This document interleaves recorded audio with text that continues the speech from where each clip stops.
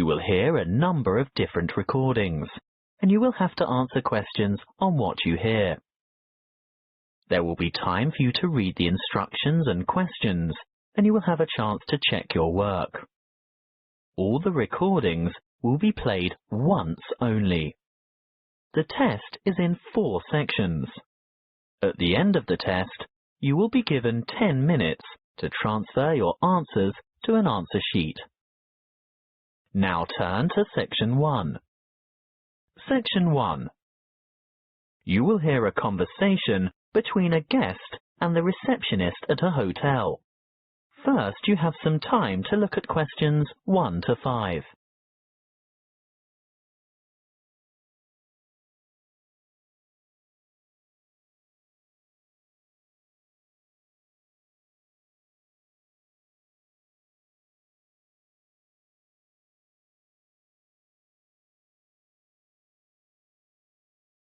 You will see that there is an example that has been done for you. On this occasion only, the conversation relating to this will be played first. Good afternoon. My name is Kelvin Jones. I booked by internet yesterday. Good afternoon, Mr. Jones. Welcome to the Armitage Hotel. Can you spell your first name for me, please? Certainly. K-E-L-V-I-N. Thank you. Do you have your booking number? Or perhaps you printed out your confirmation? The guest's first name is Kelvin, so K-E-L-V-I-N has been written in the space. Now we shall begin. You should answer the questions as you listen, because you will not hear the recording a second time. Listen carefully and answer questions 1 to 5. Good afternoon. My name is Kelvin Jones. I booked by internet yesterday. Good afternoon, Mr. Jones. Welcome to the Armitage Hotel. Can you spell your first name for me, please? Certainly. K-E-L-V-I-N. Thank you. Do you have your booking number? Or perhaps you printed out your confirmation? Yes, of course. I don't have the printout, but I did remember to note down the number. It's OOL-238-1420. Thanks. OOL-238-1420. Oh, I see you've stayed with us before. Yes, on several occasions. And do you still have the same vehicle registration number? HQW5919? Well, no. This time I have the company car. And what is the registration number? Oh dear, I can't remember. Hang on a minute. Here it is on the keyring. HUV3331. Thanks. HUV3331. Now, today is the 21st of May, and I see you've booked a deluxe room on the 5th floor, room 501. Really? I booked a deluxe room? I usually only ever have a standard double room. It's the off-season, Mr. Jones, and we've upgraded you. How nice. And what does the deluxe room have? Is it as good as a suite? Almost. It has all the usual, plus a spa bath, fully stocked bath fridge, a king-size bed, and a balcony. Is there a view from the balcony? Yes. Is that a view of the bay? Yes, and a glimpse of the Blue Lagoon as well. Very nice. I hope it'll be warm enough to sit out there. We can't guarantee the weather, Mr. Jones, although we do try to make your stay as comfortable as possible. Thank you. Now that you mention comfort, is it possible to have some extra pillows, please? I have a sore shoulder, you see, and I need to prop it up at night, or I don't get any sleep. Well, you'll find pillows on the bed, of course, and we can send up a couple more later. Well, I'd appreciate that. One more thing. You paid by credit card over the internet. Can I see your credit card, please? Oh, of course. And some photo ID? What would you like? Driver's license? Yes, that's fine. You're staying for 5 days, is that right? That was the original plan, yes. But the conference has been cut short by 2 days because the keynote speaker is ill. So I'll be going home on Wednesday. So that's just 3 nights in all. Afraid so. Before you hear the rest of the conversation, you have some time to look at questions 6 to 10.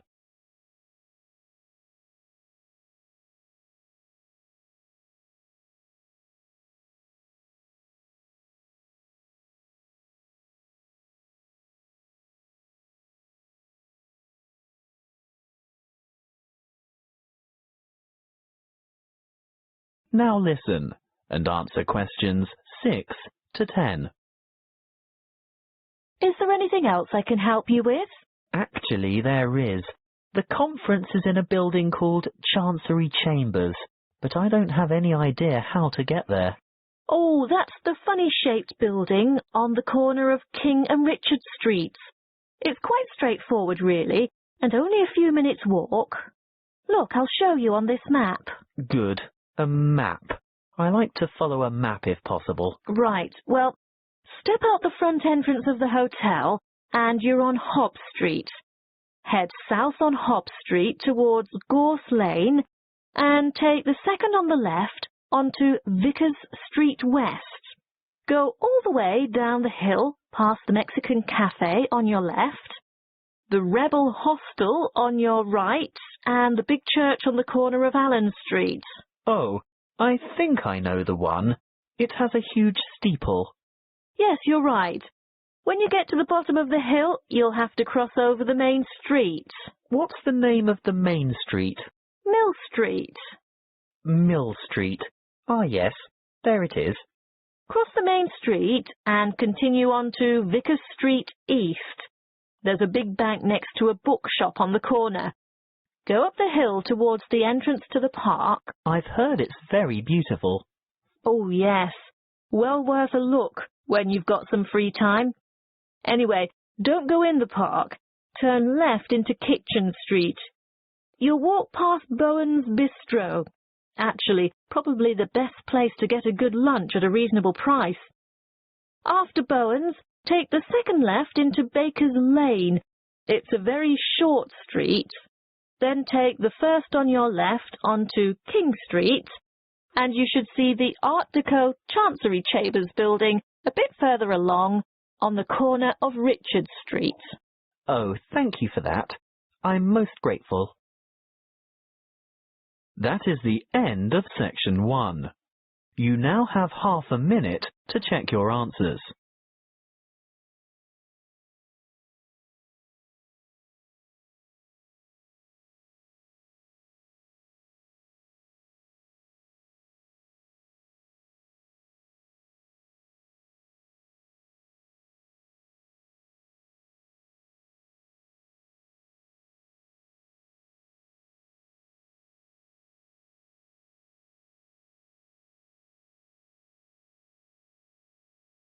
Now turn to section 2. Section 2.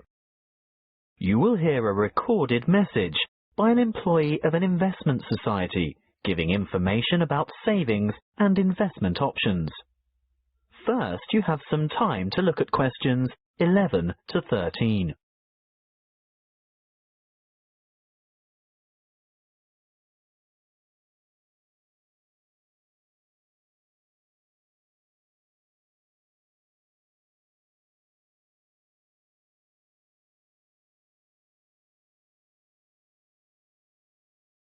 Listen carefully and answer questions 11 to 13. Welcome to the information line of the State Investment Society. Why would you choose to put your money into an investment society and not a bank? Well, SIS offers everything you'd expect from a bank, but the difference is we're a cooperative. We're 100% owned by our customers, people like you, and that means we always put your best interests first. You won't see our profits going into large foreign-owned finance corporations. No, you'll see them coming back to you and your local community. As a cooperative, we work hard to keep our fees competitive and absolutely minimal. Even better, we can advise you about ways to avoid fees. Here are some suggestions. Firstly, we recommend you carry out as much of your personal banking as possible with us. We won't charge account fees unless your account becomes inactive for some reason. See? No unnecessary fees. Secondly, if you maintain certain minimum account balances, you won't have to pay any transaction charges for transferring money between any accounts that have the same customer number, although there may be some service charges that apply, such as the establishment of automatic payments. So, how can we help you? Before you hear the rest of the talk, you have some time to look at questions 14 to 20.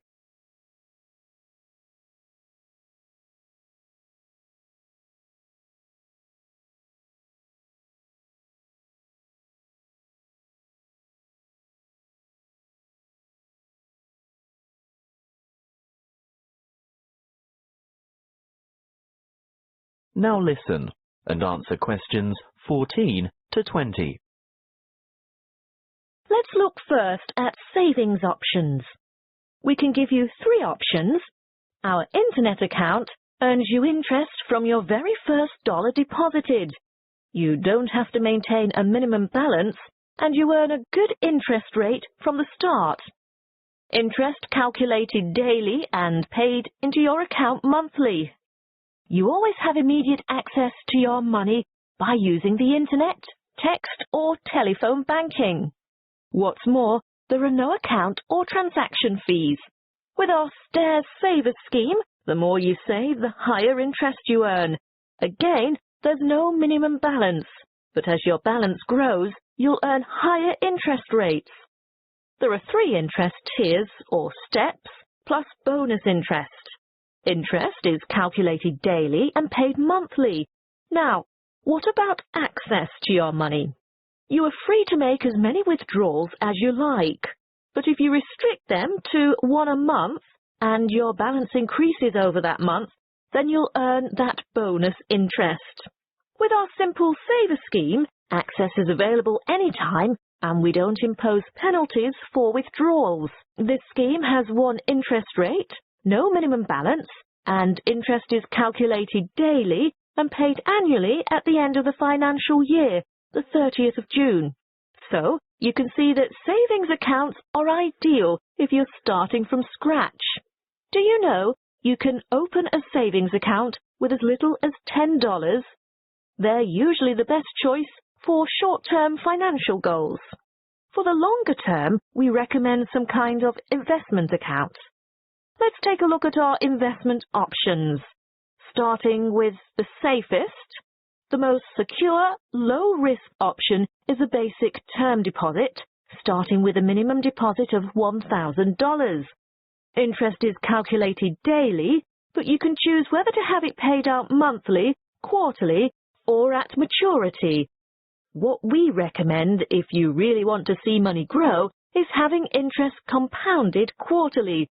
You'll only get access to your funds when your term deposit matures, so be sure to think carefully about the amount of time before you lock it away. It could be anything from 6 months to 5 years.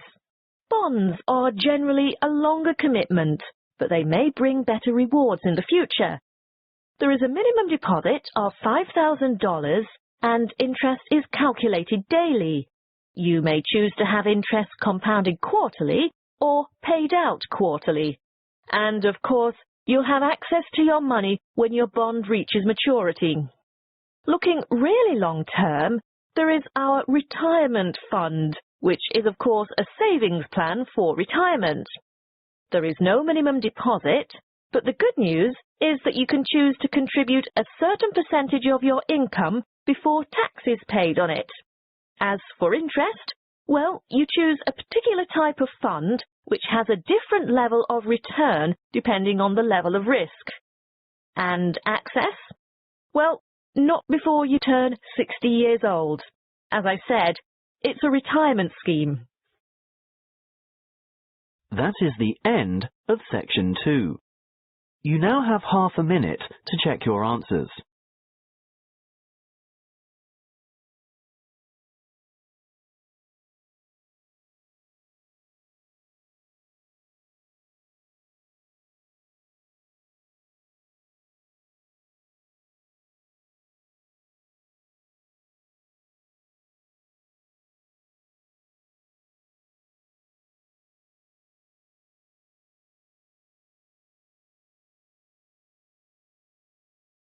Now turn to Section 3. Section 3. You will hear a conversation between two students and their professor, who is asking them to organize a panel discussion for an upcoming conference. First, you have some time to look at questions 21 to 23.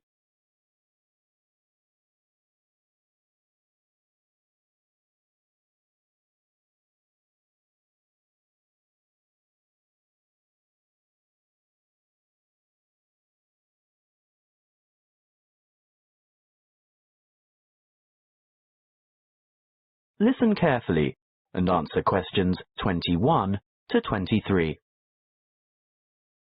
Come in and sit down, Louise, Stuart. I suppose you're wondering why I've asked you both to come here today. Well, we've heard rumours. Forget the rumours. I'll get straight down to business. You know that I'm organising a conference on 17th century English literature? Yes, but, well, I've arranged for 3 keynote speakers, and I've invited 25 panellists so that we can have 5 panel discussions. And I want you two to organise one of the panel discussions. But we haven't done that before. Is it like a team presentation?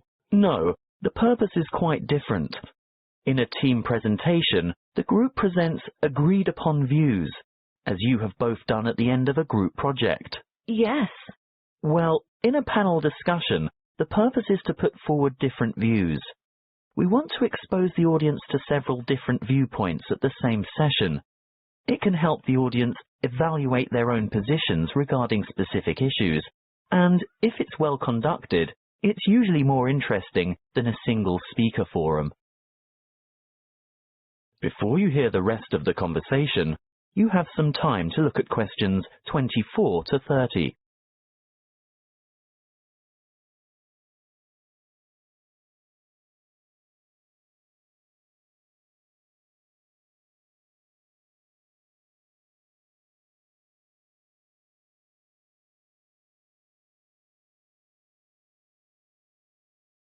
Now listen and answer questions 24 to 30. And what exactly do we have to do? Well, you'll take the role of leader or moderator and assistant. Is that like the role of chairman? Yes, that's it. Sounds daunting.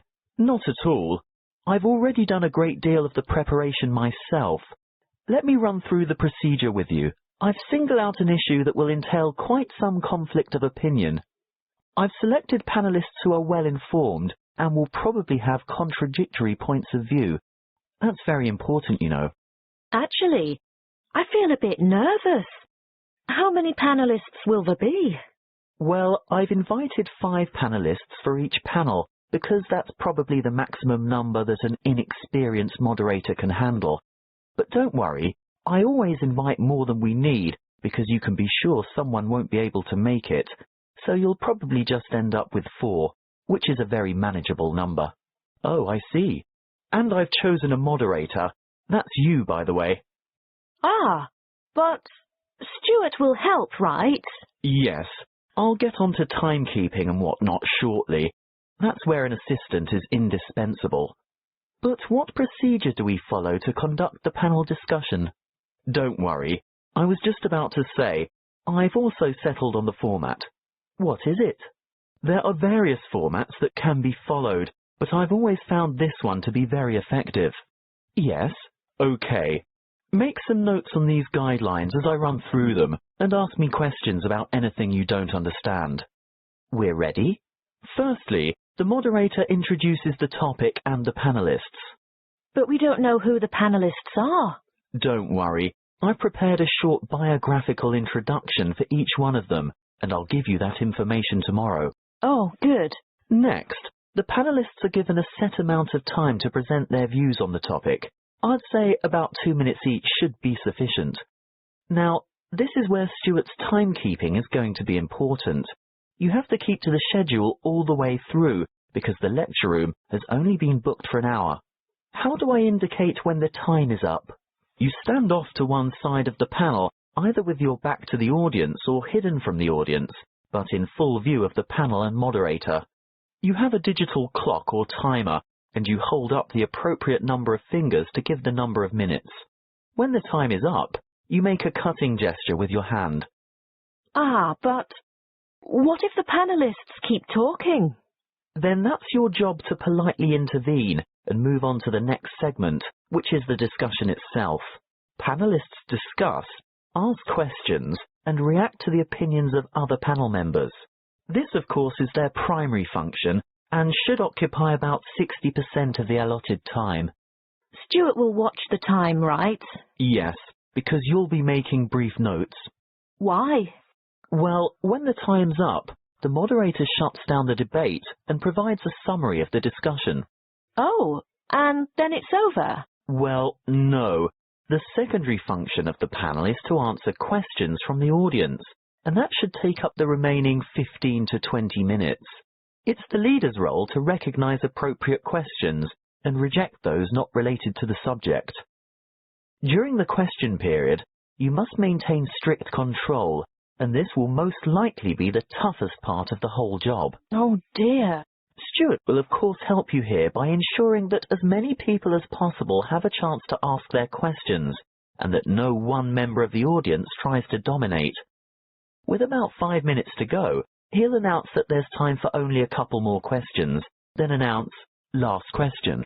And then it's over? Not quite. You still have to acknowledge the involvement of the panelists and invite the audience to thank them with a round of applause. Should I clap too? Yes, you should both take part in the applause. That is the end of section 3. You now have half a minute to check your answers.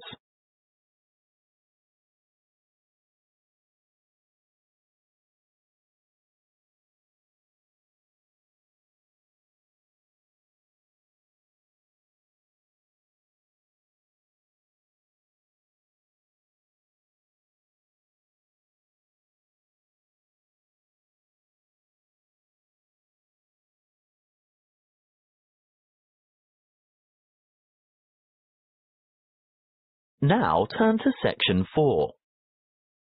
Section 4. You will hear a talk on hydroelectric power. First, you have some time to look at questions 31 to 40.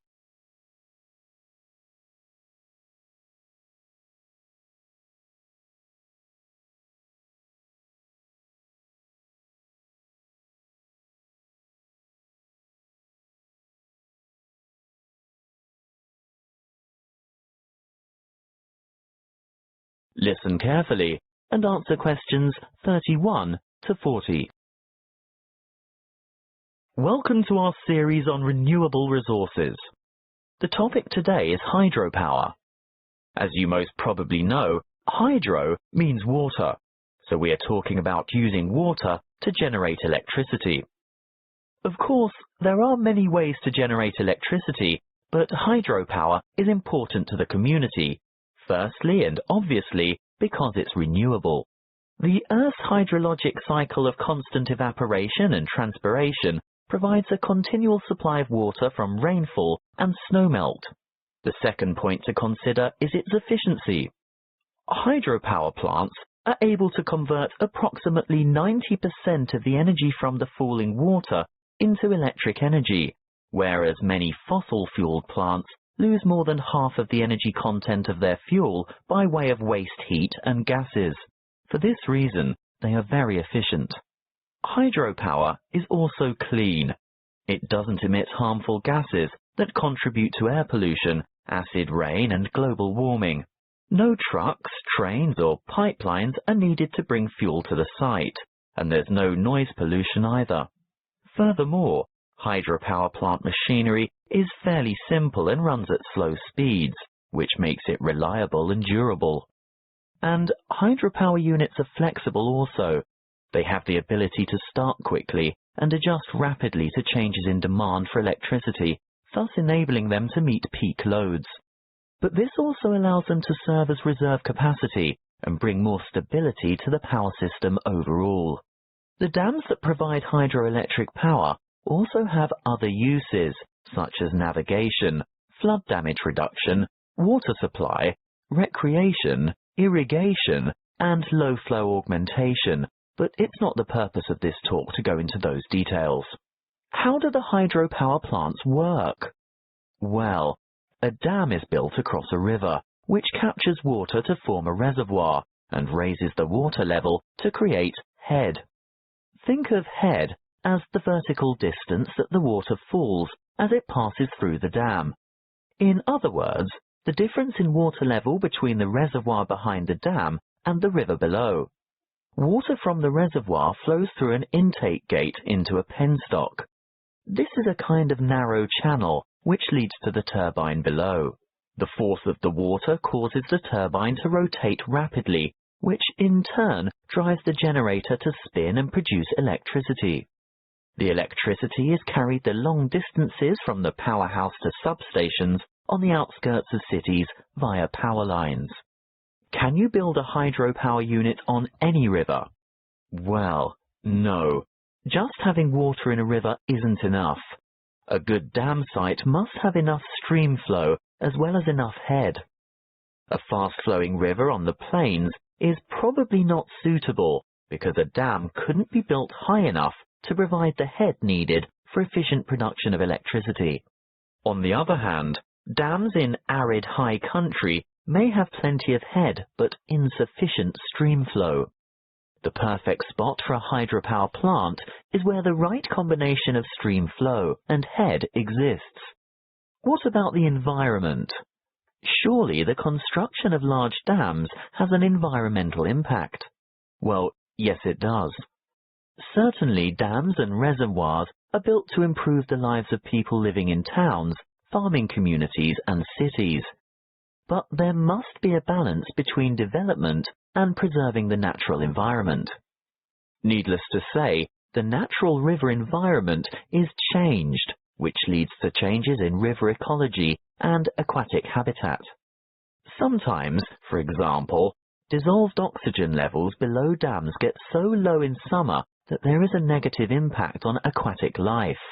These levels can be improved, however, by using special aerating turbines and/or injecting oxygen directly into the stream flow. In order to protect and improve the habitat for endangered and other species of birds, fish and water life, there needs to be a thorough review of operating plans to see if a better balance can be achieved. Hydropower plant design and operation must not only meet the needs of consumers for electricity, but work hand in hand with agencies whose concern is for the fish and wildlife, water quality and water supply. That is the end of section 4. You now have half a minute to check your answers.